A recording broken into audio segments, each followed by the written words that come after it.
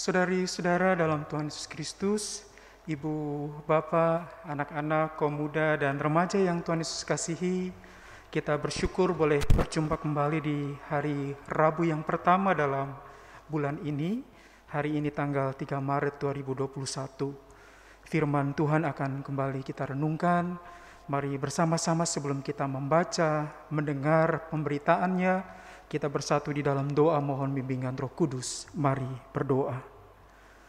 Kami mengucap syukur ya Bapa untuk hari ini, di Rabu yang pertama di bulan ini, di mana Engkau himpunkan kami kembali di tengah-tengah rumah tangga dan keluarga kami masing-masing.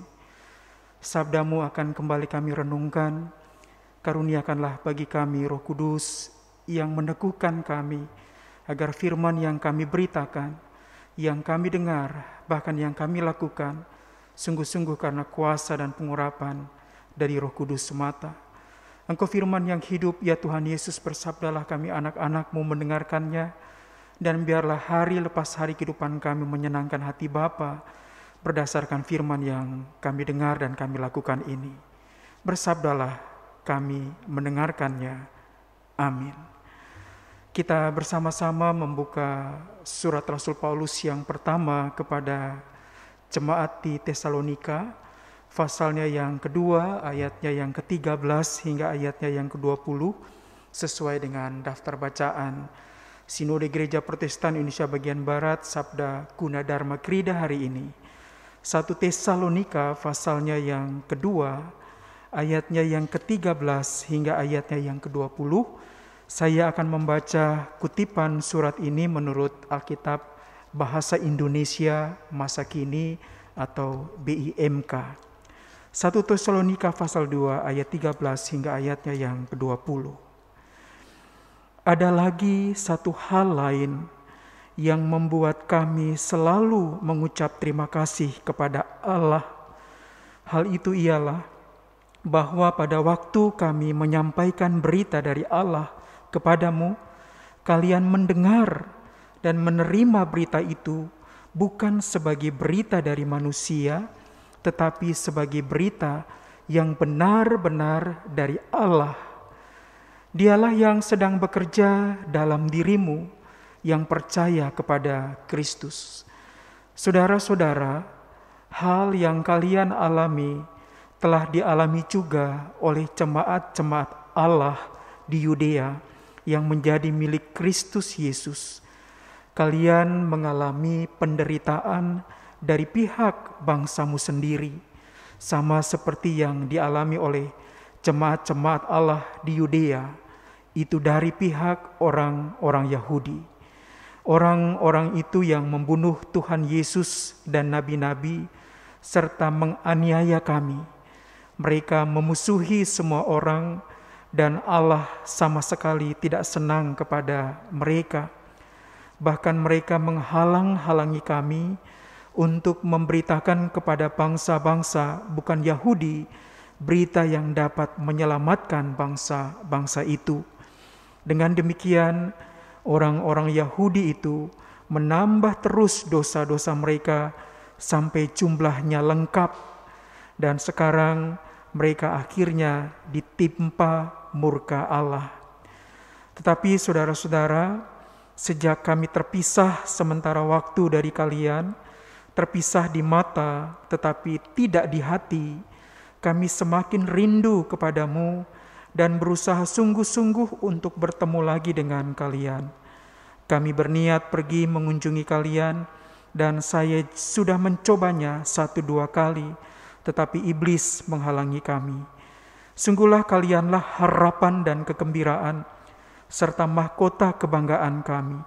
Sebab nanti kalau Tuhan Yesus datang dan kita menghadapnya, maka kalianlah yang akan menjadi kebanggaan kami.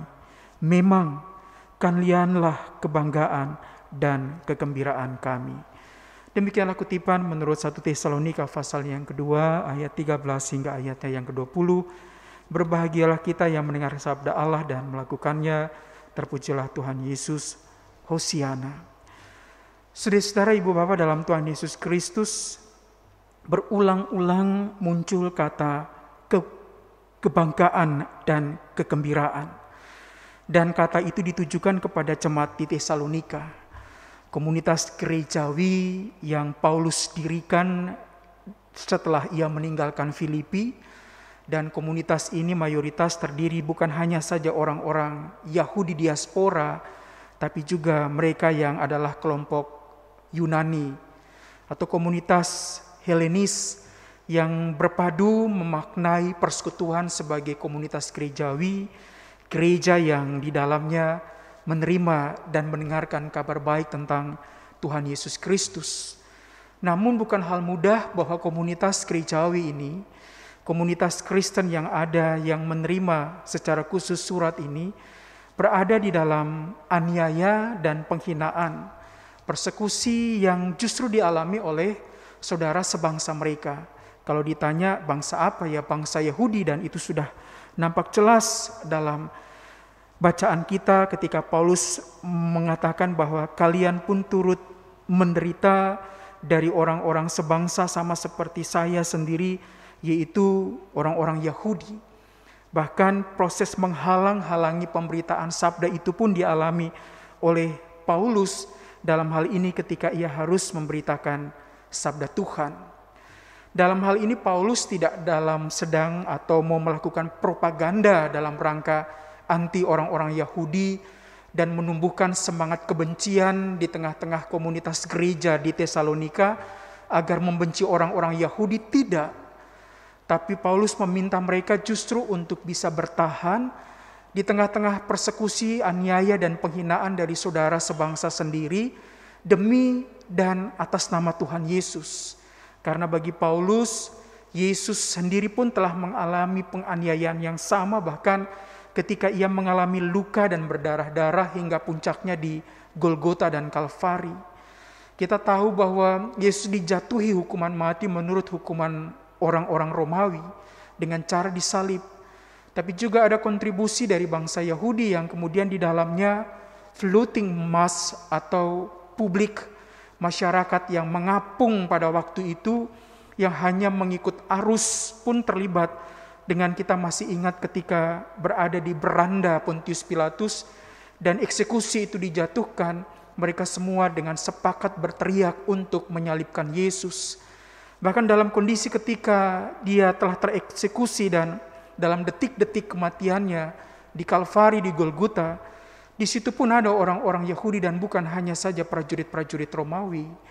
Dan pengalaman kematian Tuhan Yesus, luka dan derita Yesus dialami juga oleh Paulus seiring dengan aniaya yang ia alami sebagai konsekuensi memberitakan sabda Tuhan di tengah-tengah umat sebangsanya yang justru membencinya.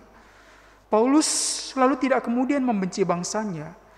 Dia sungguh-sungguh mencintai bangsanya karena dia sendiri adalah orang Yahudi, yang kemudian di dalamnya bersama-sama dengan komunitas jemaat di Tesalonika ditumbuh kembangkan semangat untuk menjadi komunitas yang rekonsiliatif, justru menjadi komunitas paguyuban, persekutuan yang di dalamnya penuh dengan cinta, bahkan semangat untuk mengampuni dan memaafkan. Seiring dengan kebanggaan Paulus atas jemaat ini, karena semangat mereka untuk justru bisa bertahan di tengah-tengah kebencian dan aniaya dari saudara sebangsa mereka, karena konsekuensi memberitakan Kristus yang tersalib. Dan hidup dalam semangat rekonsiliatif inilah yang menjadi spiritualitas komunitas gereja yang berada di Tesalonika, yang kemudian di dalamnya hidup untuk membangun paguyuban dan persaudaraan yang indah, yang kemudian sama juga dialami oleh jemaat-jemaat Kristen di Yudea yang tak lepas juga dari aniaya dan penderitaan. Lalu kemudian mereka berada dalam semangat persaudaraan sebagai gereja universal yang terdiaspora, tersebar di seantero Asia kecil, bahkan menjangkau sampai dengan komunitas masyarakat Helenis, bahkan berada di sekitaran Roma, yang kemudian di dalamnya hadir sebagai komunitas yang bertahan di tengah-tengah kehadiran mereka untuk terus-menerus memberitakan semangat pendamaian di dalam Tuhan. Itulah sebabnya Paulus berulang-ulang menggambarkan bahwa Jemaat Tesalonika menjadi kebanggaannya, menjadi sumber kegembiraannya, yang terus-menerus memberitakan kabar baik. Dan itu dilukiskan Paulus bahwa mereka memberitakan akan firman yang kewibawaannya justru dari Allah. Jadi meskipun diwartakan oleh manusia, tapi mendapatkan kewibawaannya dari Allah.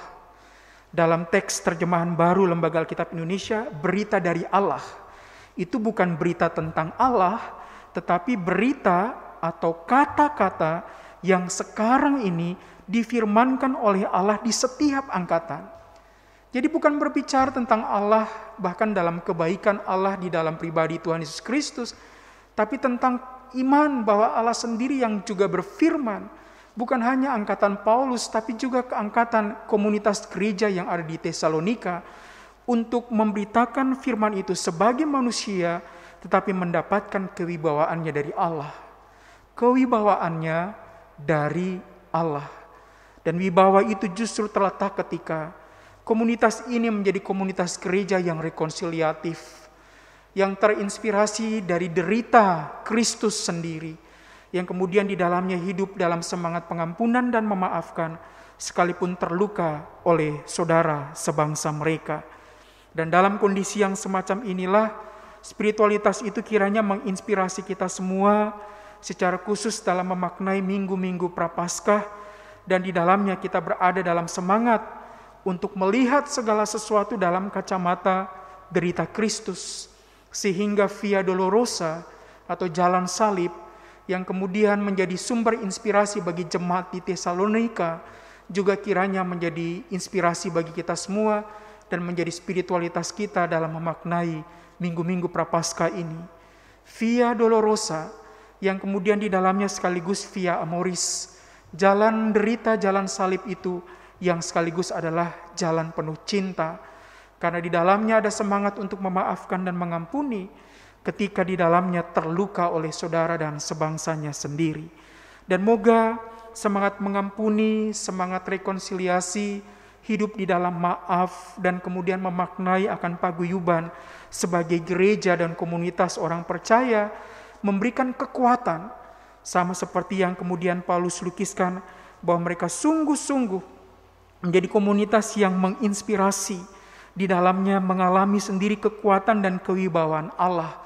Dan moga itu juga menjadi bagian dalam kehidupan kita, dalam memaknai perjumpaan dengan sesama. Kita terus-menerus dengan setia mewartakan kabar gembira dari Allah sendiri, meskipun hadir sebagai pribadi, sebagai insan, dalam laku kehidupan kita setiap hari, tapi sekaligus memperoleh peneguhan kewibawaannya dari Allah lewat pengalaman dan kehidupan kita setiap hari. Moga laku dan kehidupan kita sekaligus juga adalah pewartaan yang di dalamnya mewartakan Allah di dalam Tuhan Yesus Kristus, tentang cinta kasih-Nya, tentang pengampunannya, tentang maaf, dan kemudian menjadi komunitas yang rekonsiliatif. Saya yakin kita masih ingat dengan jelas detik-detik ketika Yesus dieksekusi dan berada di palang salib itu. Apa yang diucapkan menjadi sebuah doa tentang pengampunan. Ya Bapa, ampunilah mereka karena mereka tidak tahu apa yang mereka lakukan. Dan itulah yang menginspirasi jemaat di Tesalonika untuk tetap berada sebagai komunitas yang rekonsiliatif, yang kemudian di dalamnya tidak membalas menebar kebencian, tapi justru di dalamnya menebar pengampunan untuk mencinta, karena mereka yakin orang-orang dan bangsa Yahudi yang membenci mereka sekalipun juga dicintai oleh Allah. Moga kita semua kemudian memaknai akan komunitas kita sebagai komunitas yang rekonsiliatif, sembari bersyukur atas minggu-minggu Prapaskah yang telah kita alami. Dan kita melihat itu semua bukan sebagai beban, tapi justru sebagai pokok pemberitaan tentang Allah yang mencintai dalam kasih Tuhan Yesus Kristus.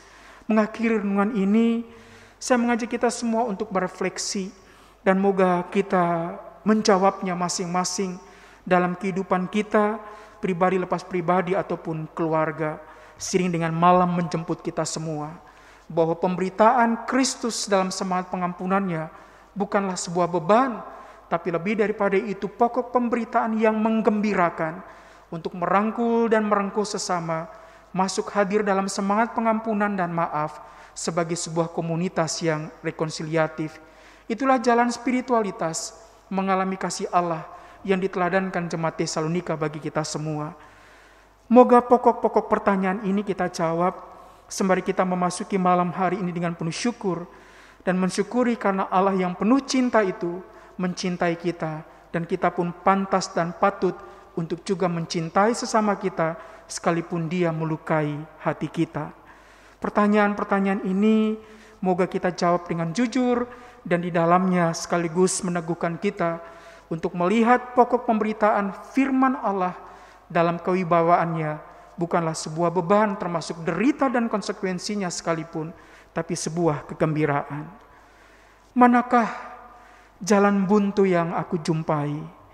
Adakah aku menyerah menghadapinya, atau malah itu menjadi kesempatan bagiku untuk lebih bangkit dan bersemangat? Apakah aku dapat menerima beban hidup yang diberikan padaku, atau apakah aku memprotesnya dan menggerutu karenanya? Apakah aku dapat menanggung beban hidupku semata-mata karena aku merasa kuat dan mampu menanggungnya, atau karena tak ada jalan lain hingga tak dapat melarikan diri dari beban itu? Atau apakah aku dapat menanggung semuanya itu karena aku merasa ada seseorang yang selalu menemani aku dalam segala kesulitanku, dan dia berkata padaku, "Aku menguatkanmu." Dan kalau kita bertanya siapakah seseorang itu, dialah Yesus Kristus Tuhan kita yang telah tersalib, dan melalui bilur-bilurnya kita pun juga akan sembuh. Moga dalam semangat rekonsiliasi ini, dalam perjumpaan kita dengan sesama dan orang-orang terdekat maupun jauh, kita melihatnya bukanlah sebuah beban, tapi pokok pemberitaan yang mendatangkan kebanggaan dan kegembiraan, sama seperti yang dialami oleh jemaat dan di Tesalonika, demikian juga kiranya dialami oleh kita sekalian. Tuhan menguatkan dan meneguhkan kita untuk membangun komunitas yang rekonsiliatif. Amin. Mari kita bersatu di dalam doa, kita berdoa. Ya Bapa, kami rindu untuk menjadi komunitas yang dibanggakan dan menjadi sumber kegembiraan. Sesuatu yang kami yakin dan percaya itu hanya terjadi jika semangat batin kami bergelora untuk terus-menerus pun bisa mengampuni dan memaafkan. Rekonsiliasi selalu mengandaikan bahwa kami merangkul dan merengkuh sesama kami, termasuk mereka yang sudah melukai kami. Jemaat di Tesalonika telah menginspirasi kami semua bahwa pokok pemberitaan mereka tentang Tuhan Yesus Kristus yang tersalib, meskipun diwartakan oleh manusia, tapi mendapatkan kewibawaannya darimu sendiri ya Bapa.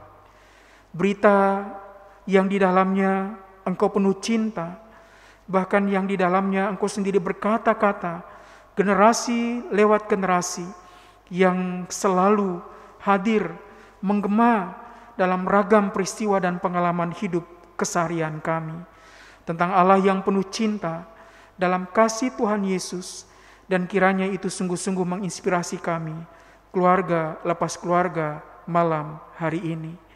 Kuatkan dan teguhkanlah kami semua, agar kami pergi, tidak takut, dan mengambil bagian dalam pelayanan, untuk menjadi komunitas yang rekonsiliatif dalam perjumpaan kita dengan sesama, dan itu menghadirkan Allah yang mengampuni dalam pribadi Tuhan Yesus Kristus yang telah tersalib di Kalvari.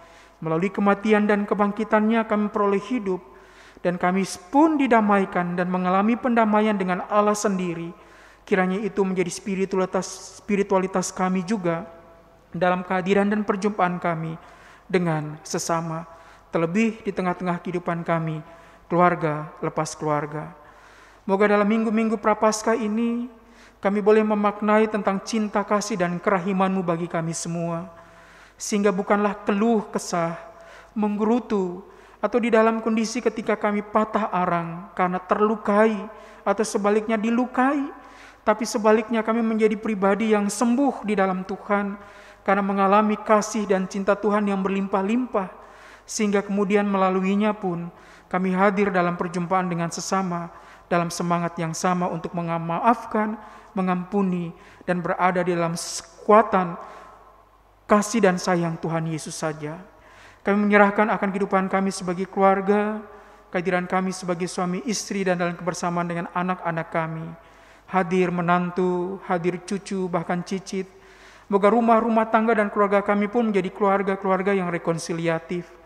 Kami mewartakan kasih-Mu yang hadir dalam pribadi Tuhan Yesus Kristus dan pembaharuan oleh Roh Kudus terus-menerus.